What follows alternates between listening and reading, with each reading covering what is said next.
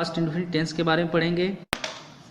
दोस्तों past indefinite tense को समझना है, पास्ट टेंस को समझना है तो इससे पहले आपको प्रेजेंट टेंस को पढ़ना होगा, तो उसको आप पिछली वीडियो में जा कर के पढ़ सकते हैं। दोस्तों प्रेजेंट इंडेफिनिट की तरह से पास्ट इंडेफिनिट टेंस भी थोड़ा टिपिकल है।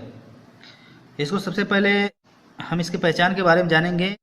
हिंदी के वाक्यों को देख करके समझ करके पता लगाएंगे कि ये पास्ट इंडेफिनिट है, और फिर इसमें नियम कानून क्या हैं, इनके रूल क्या हैं बनाने के, उसके बारे में जानेंगे। आइए देखते हैं पास्ट इंडेफिनिट टेंस सिम्टम, इसकी पहचान क्या है।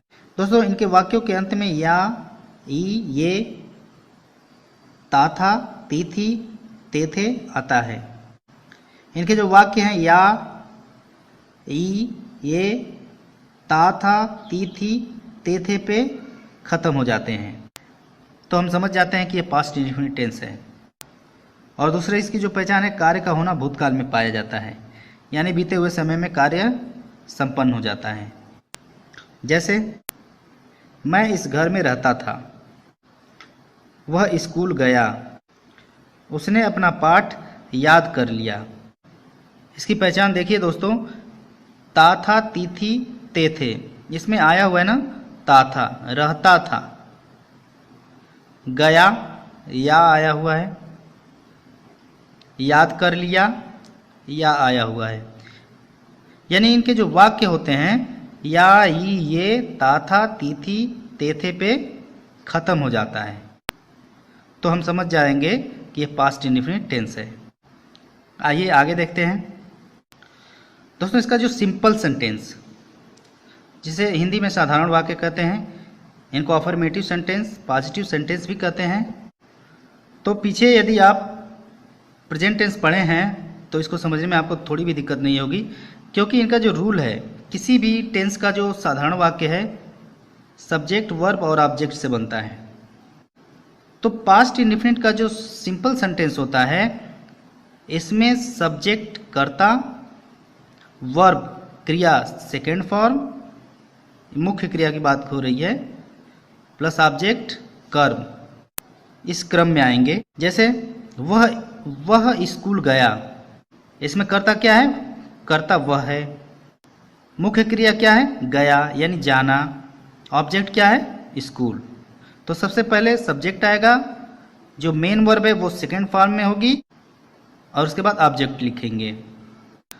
तो दोस्तों यदि आपको पास्ट इंडेफिनिट टेंस सही करना है तो आपको मुख्य क्रिया की तीनों जो फॉर्म है, फर्स्ट सेकेंड थर्ड फॉर्म, तीनों आपको याद करना पड़ेगा। जैसे go, went, gone, go first form, went second form, gone on third form. तो सबसे पहले सब्जेक्ट आएगा, मेन वर्ब जो है वो सेकेंड फॉर्म में होगी, और उसके बाद ऑब्जेक्ट लिखेंगे। ये साधारण वाक्य का रूल है।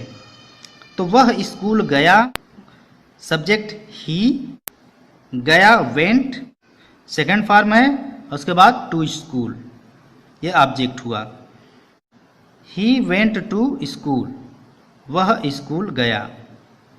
दूसरा वाक्य देख लेते हैं, उसने अपना पाठ याद किया। उसने यानी ही, ये सब्जेक्ट हुआ ही, लर्न का सेकेंड फॉर्म लर्नड, वह याद किया, ही लर्नड क्या, अपना पाठ, हिज लेसन, अपने के लिए, ही के लिए हिज आएगा, यदि सी होगा तो हर आएगा। तो ही लर्नड हिज लेसन, उसने अपना पाठ याद किया, ही लर्नड हिज लेसन। दोस्तों ये है नेगेटिव सेंटेंस, नकारात्मक वाक्य। पास्ट इंडेफिनिट का नकारात्मक जो वाक्य है, इसके बनाने का नियम यह है, पहले सब्जेक्ट आएगा, plus did, plus not, plus main verb first form, उसके बाद ऑब्जेक्ट।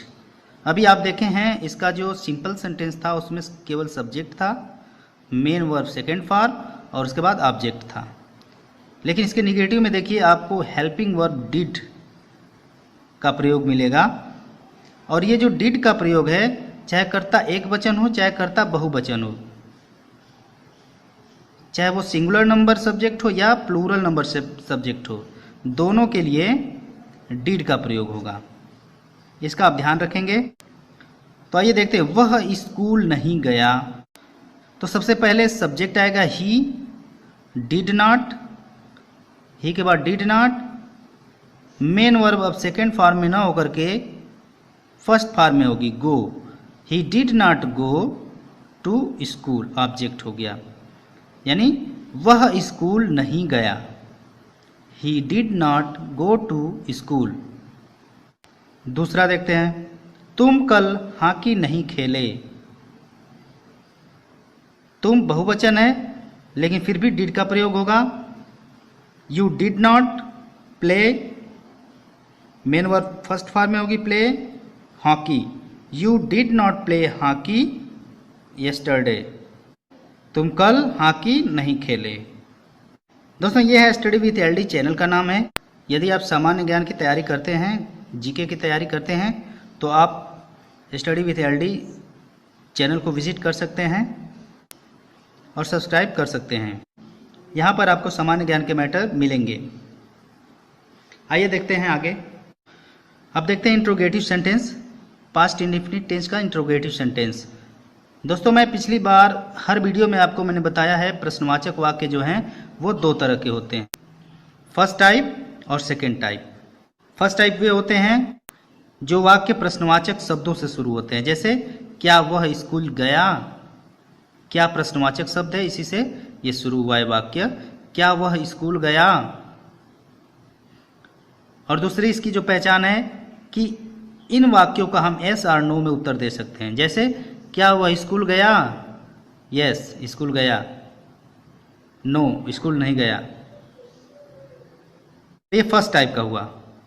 इसको बनाने का जो नियम है बिल्कुल सिंपल है। जब फर्स्ट टाइप का वाक्य होता है तो हम उसको हेल्पिंग वर्ब से बनाते हैं, जैसे did plus subject, main verb first form, object plus mark of interrogation. क्या वह स्कूल गया, डिड। यहाँ पे हम कोई भी सब्जेक्ट हो डिड का ही प्रयोग करेंगे। Did he, did you, did she. तो यहाँ वह है तो did he, main verb first form go, did he go to school. क्या वह स्कूल गया। तो ये रहा फर्स्ट टाइप का प्रश्नवाचक वाक्य। डिड लगाएंगे, सब्जेक्ट होगा, उसके बाद main verb first form, object plus mark of interrogation. दूसरा देखते हैं सेकेंड टाइप। सेकेंड टाइप वे वाक्य होते हैं जिनमें प्रश्नवाचक शब्द वाक्य के बीच में आते हैं। वह स्कूल क्यों गया। क्यों जो है प्रश्नवाचक शब्द है और वाक्य के बीच में आया हुआ है। और जब ये वाक्य के बीच में होता है तो इनके बनाने का जो नियम होता है, हम सीधे सीधे प्रश्नवाचक शब्द की इंग्लिश ही लिख देते हैं, जैसे WH वर्ड यानी WH family, why what where why word पहले लिखेंगे, उसके बाद did plus subject plus main verb first form plus object plus mark of interrogation. तो वह स्कूल क्यों गया।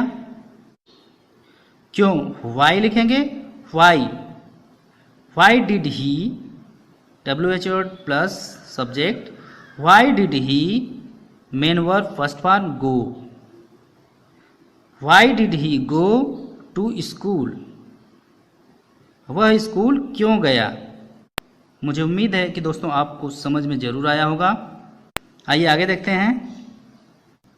अब आइए देखते हैं interrogative plus negative.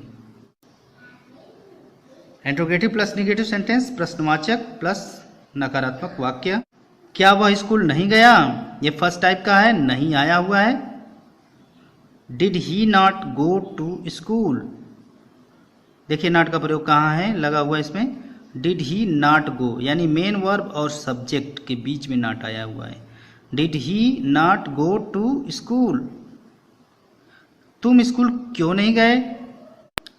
Y did you not go to school, यहाँ भी इसी स्थिति में है, यहाँ भी नॉट सब्जेक्ट और मेन वर्ब के बीच में लगा हुआ है। Why did you not go to school. दोस्तों इंग्लिश को मजबूत करने के लिए आपको प्रैक्टिस करना पड़ेगा। दोस्तों नियम आप देख रहे हैं, समझ रहे हैं, और इसके आधार पे छोटे छोटे वाक्यों को पहले हल करने का प्रयास करें, उसके बाद बड़े बड़े प्रश्नों को हल करने का अभ्यास करें। वह एक पत्र लिखा, इसको इंग्लिश में अनुवाद करके आप कमेंट बॉक्स में बताएं। और दोस्तों वीडियो को आप ज़्यादा से ज़्यादा लाइक करें और शेयर करें